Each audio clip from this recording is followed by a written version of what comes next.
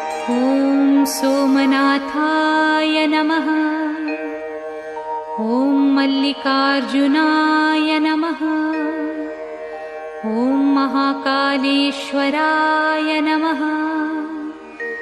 ॐ ओंकारेश्वराय नमः।